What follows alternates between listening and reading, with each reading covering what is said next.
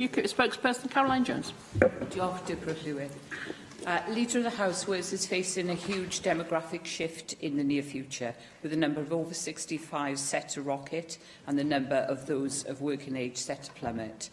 This presents enormous challenges for public services, particularly health and social care. Increased use of digital technologies can help address these problems, but only if we have the proper digital infrastructure. So how does your government plan to ensure that our digital infrastructure is fit for the future needs?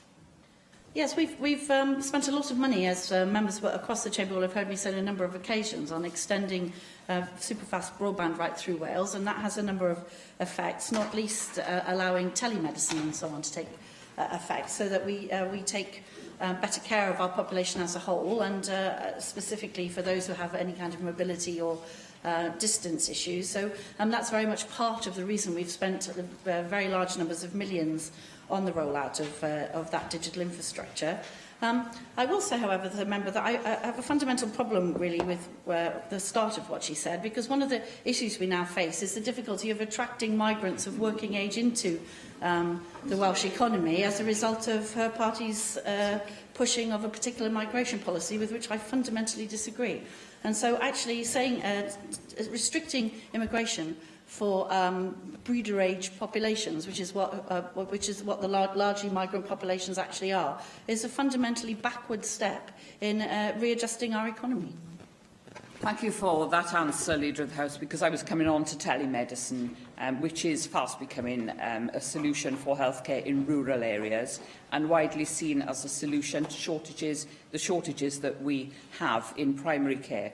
Unfortunately, those same rural areas are poorly provisioned in both broadband and mobile reception. So if we are to address health inequalities in rural parts of Wales, we have to ensure that digital communications are 100% reliable. So what discussions have you had with the UK Government and the service providers regarding providing reliable digital communications to 100% of the population? Well, we've had extensive conversations with the UK Government about this, particularly in the light of the Digital Economy Bill. They've gone for a 10 megabytes per second universal service obligation.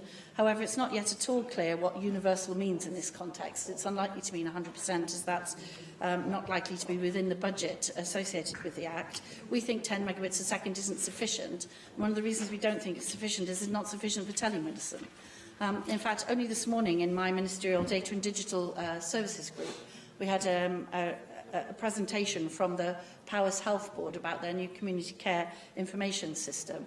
And we were discussing the need to extend broadband further into rural Wales as part of the new Superfast 2 programme, with a view to getting the 30 megabits per second minimum speeds across large parts of Wales. It's worth mentioning that without Superfast, none of that would have ever been done. No part of Paris or Ceredigion or Carmarthenshire would ever have been done under a commercial rollout. So it's entirely due to the Welsh Government's programme that these areas have any broadband at all.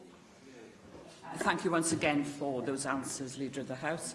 Our digital infrastructure depends not only upon cables and radio transmitters, but also highly trained personnel, and particularly in cybersecurity and data management. Cyber attacks and data centre outages have wreaked havoc on the NHS in recent times, highlighting the fact that computer scientists are as vital to our NHS as the life scientists. What discussions have you had with the Cabinet Secretary for Education about ensuring Wales has sufficient skilled individuals to protect our digital infrastructure? Yes, cybersecurity is a real a live issue for us, obviously, and I very recently met with Kieran Martin, the Chief Executive of the National Cybersecurity Centre, and my officials maintain a good working relationship with his organisation. We're very pleased that the NCSC has just announced a dedicated devolved administrations relationships manager to work with us in Wales. Our officials held a workshop with them at the end of January to discuss robust cyber incident management procedures, and that's right across the Welsh Government. So we're very actively involved in ensuring that we have good cyber security across the Welsh public estate. Now return to